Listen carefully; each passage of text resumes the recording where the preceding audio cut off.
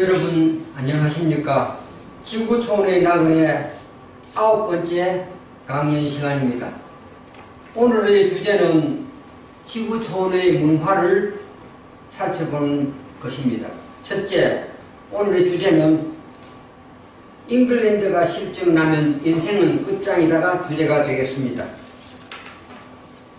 제가 유년 시절에 늘 생각했던 것은 귀나 배우면 세 가지입니다. 첫째 하나는 나라 밖으로 나가야 산다는 생각을 가졌고, 두 번째로는 외국어를 잘해야 이 시대는 살아남는다는 생각을 했습니다. 세 번째는 지구촌에서 가장 행복한 사람은 누구이며 그 행복한 사람은 어느 나라에 있는가, 그것이 유년 시절의 저희 생각이었습니다.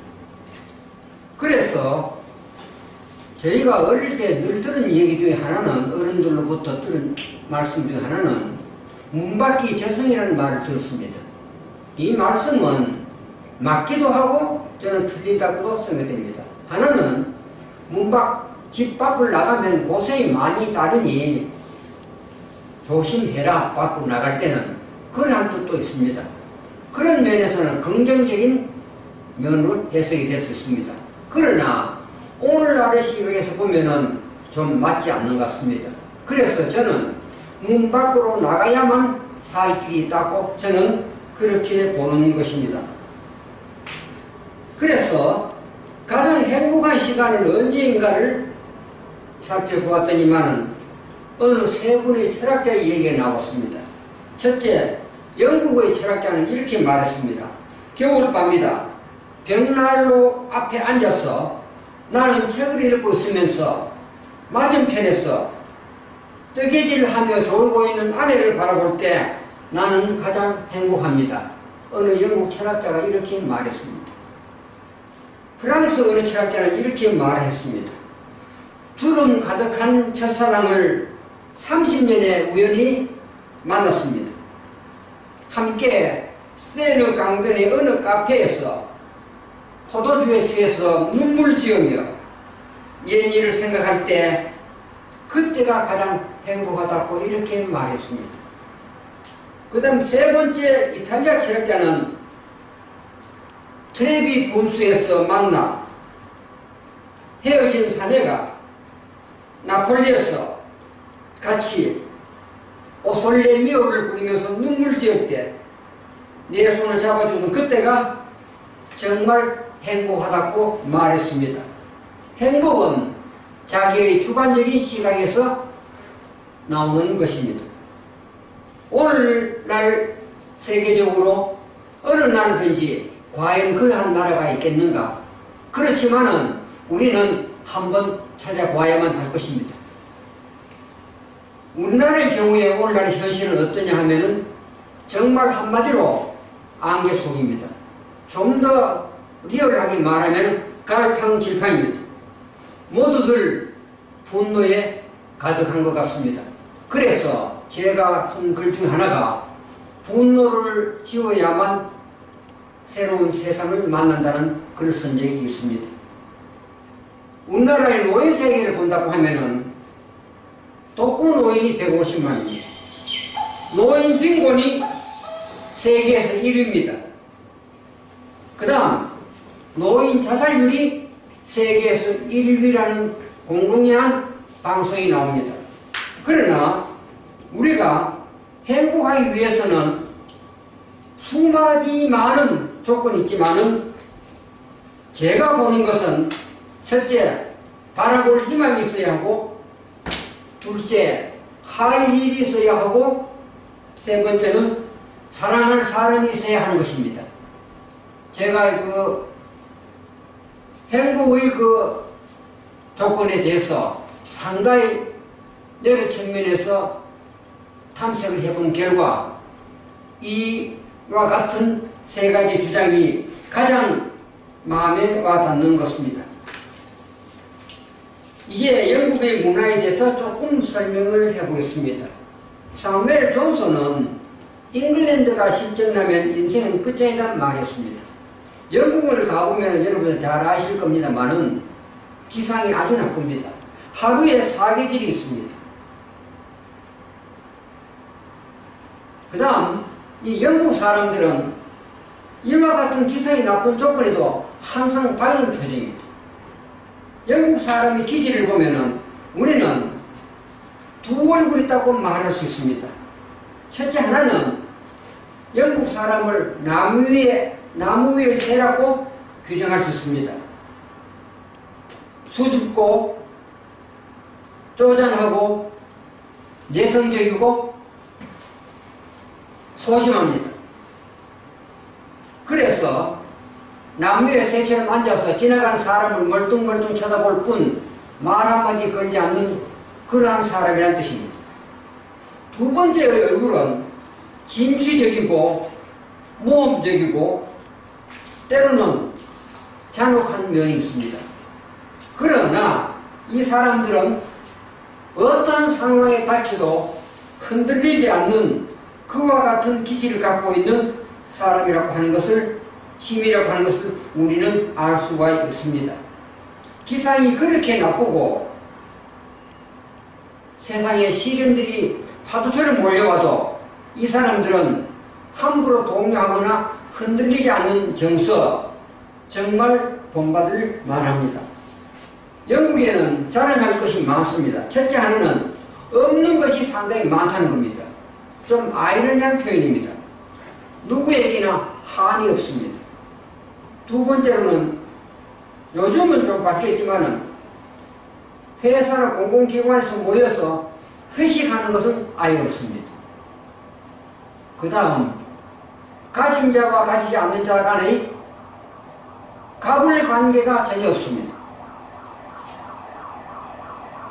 가불 관계가 없으니까 또한 신분의 차이가 없습니다. 영국에서의 최고의 직업은 정원사입니다. 또한 이들은 세상살이에서 아무런 불만이 없습니다. 그 다음 또 하나는 입시 전쟁이 없습니다. 분노가 없습니다. 그런 점에서 볼 때 영국은 신사라고 말할 수가 있습니다. 영국을 한마디로 말하면 신문학의 메카입니다. 공항에 내려서 시내를 들어가다 보면 제일 첫눈에 보이는 것은 어디에서나 사람들이 앉아있는 모습들을 보면 무엇인가를 들고 있는 모습을 볼 수 있습니다. 정말 우리가 잘 한번 생각해 봐야 할 것입니다. 오늘날 우리나라는 어디든지 보면은 사람들은 모두 다 스마트폰만 들여다보고 있습니다. 이것이 오늘 우리나라의 현실입니다. 그러나 영국은 좀 다른 면이 있습니다. 또 이 나라의 정서 중에 또 하나는 바꾸는 것을 아주 싫어합니다.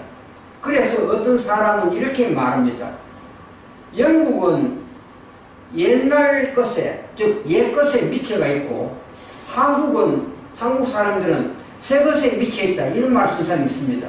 좀 가혹한 표현이라고 생각이 됩니다. 그러나 그러한 현상이 전혀 없는 것은 아닙니다. 영국은 바꾸는 것을 아주 싫어합니다.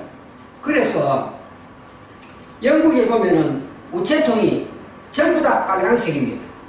이 빛깔을 바꾸자고 오래전부터 정부에서 그렇게 하려고 했는데 바꾸지 못했습니다. 그 이유는 국민의 동의를 얻지 못했기 때문인 것입니다. 그러면은 그들은 왜 그렇게 전통에 고집하는가 한번 생각해 볼 필요가 있습니다.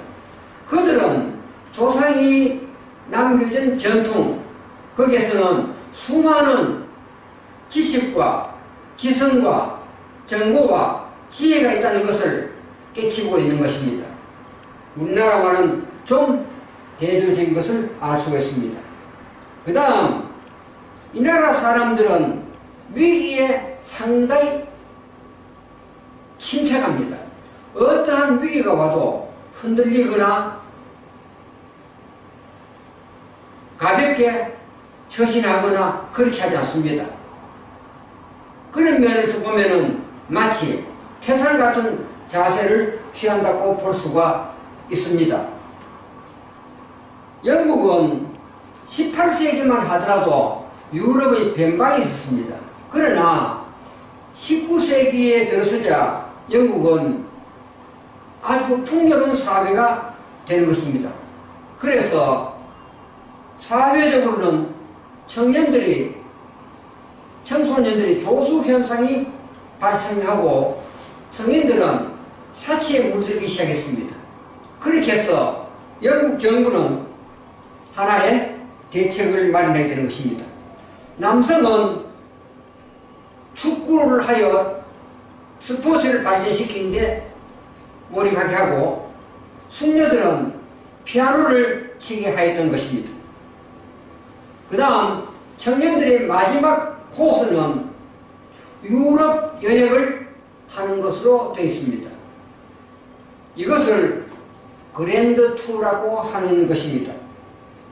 영국에서 그 사회를 잘 이끌고 있는 것은 가장 중요한 것은 신문이 사회를 지배하고 있다는 사실입니다. 아마 지구촌에서 신문을 제일 많이 보지 않는 나라로 손꼽는다면 한국이 단연 1등이 될 것입니다. 영국은 한마디로 말해서 그 사회는 신문이 사회를 이끌어간다고 말할 수 있습니다. 우리나라의 신문들은 주로 새로운 정보를 앞다투어 보고하는 데 몰입한다면 영국에 실린 기사들을 보면 대부분은 영국의 방향을 어떻게 수립해서 앞으로 나아가야 되냐 하는 국민을 궤도하는 그와 같은 정신으로 실려지고 있습니다. 이런 점에서 볼 때 영국은 기상이 아무리 나쁘고 이렇게 하더라도 제가 보는 중에서는 상당히 살기 좋은 나라라고 생각이 됩니다. 하나만 덧붙이면은 영국에는 외국인이든지 내국인이든지 특별히 외국인의 경우라도 6개월만 거주하면은 의료비는 모두가 공짜입니다. 그러한 나라입니다. 그런 점에서 볼 때 사무엘 존슨의 말은 맞습니다.